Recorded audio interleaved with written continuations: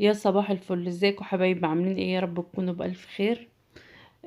طبعا زي ما احنا شايفين مع بعض النهاردة هنعمل مع بعض السويسرول. هنعمله زي ما احنا متعودين مع بعض بطريقة سهلة خالص، لأي ست بيت ممكن تعمله.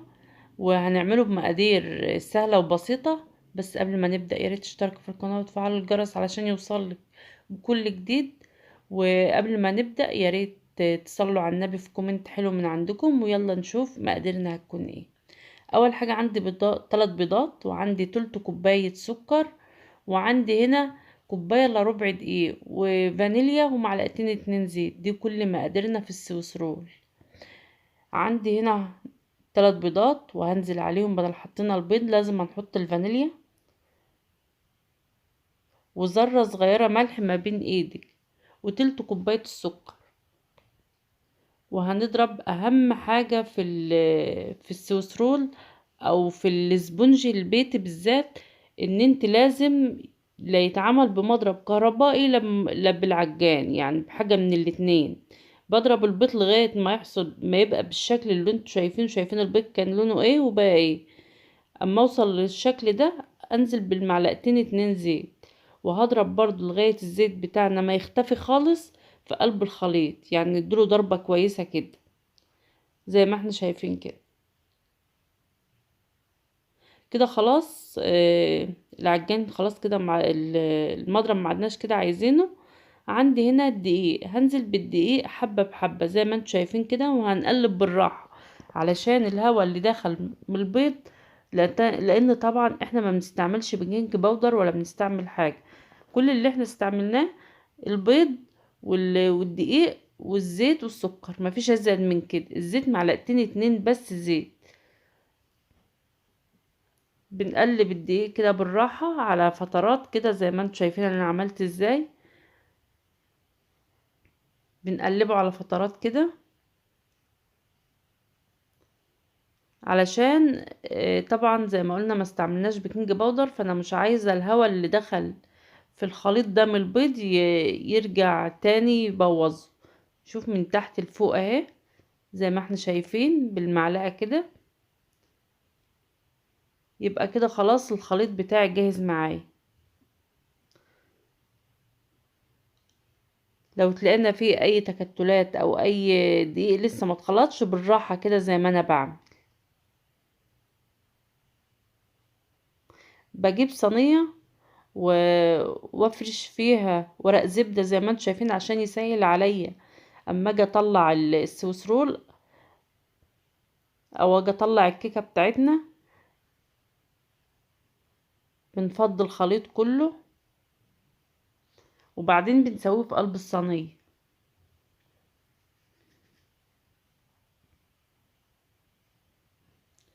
الاسبونج البيتي خطواته سهلة خالص وبسيطة، بس هو بيتوقف لا اما على عجان لا اما على مضرب كهربائي، لان ما ينفعش بالمضرب اليدوي، هيعذبك كتير ومش هيطلع لك النتيجة المطلوبة اللي انت عايزاه.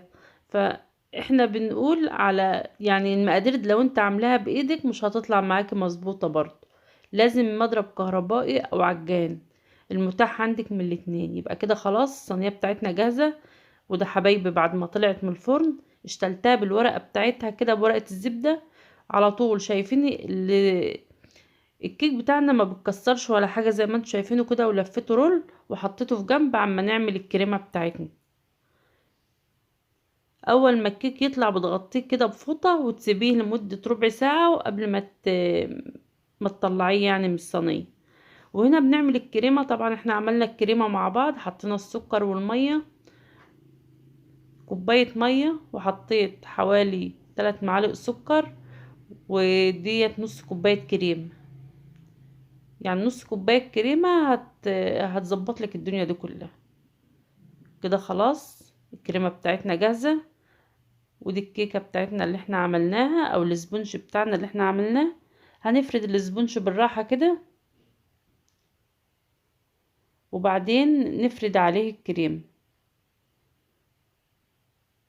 لو مقاديرك مظبوطة طبعا هو خد 10 دقايق بس في الفرن. طبعا احنا ما بنسويش الاسبونج اكتر من كده عشان ما ينشافش. يعني 10 دقايق وبتختبريه بخلة كده فبتلاقيه خلاص ظبط معاكي. بيبقى تمام. وطبعا توبنج فراولة. طبعا احنا عملناه قبل كده على القناة، هحط لكم اللينك بتاع الحلقة تحت الفيديو للي ما شافوش.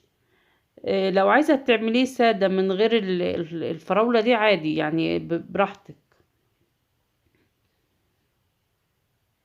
او ممكن تحط مربى فراولة يعني اللي يريحك. بس انا عاملاه بالتوبنج بتاع الفراولة اللي احنا كنا عاملينه مع بعض، وبنلفها رول كده تاني مع بعض.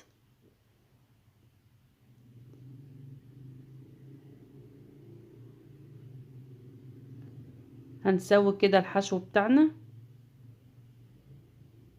وطبعا انا فرداها على ورق استرتش كده، هنلفها كده بالراحة، او ممكن تلفيها في ورق زبدة براحتك المتاح عندك. بس لازم تتلف كده زي البونبوناية كده، وتتحط في الفريزر لمدة 3 4 ساعات. يعني هي لازم تتحط في الفريزر لمدة 3 4 ساعات. انا حطيتها في الفريزر وطلعتها ساعة الشغل اهو. خلاص انا هجلسها بقى بالكريمة.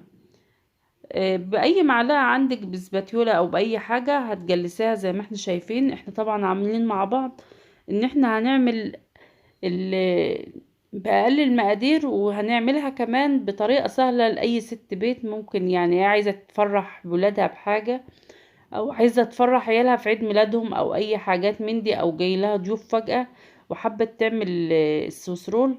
بنعمله مع بعض بطريقة سهلة وبسيطة مش معقدة، يعني اللي اي حد ممكن يعملها. وبمكون يعني بأدوات سهلة خالص وبسيطة. يعني بالمعلقة كده احنا جلسنا السويس رول، وبعدين بنجيب ورقة عادية، ورقة كراسة عادية، ونساوي السطح بتاعها بالشكل اللي انتوا شايفينه ده.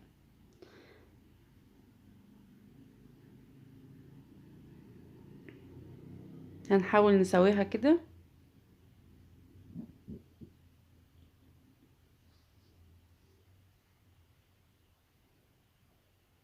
وهنجيب الورقة تاني ونساوي السطح كده بالراحة.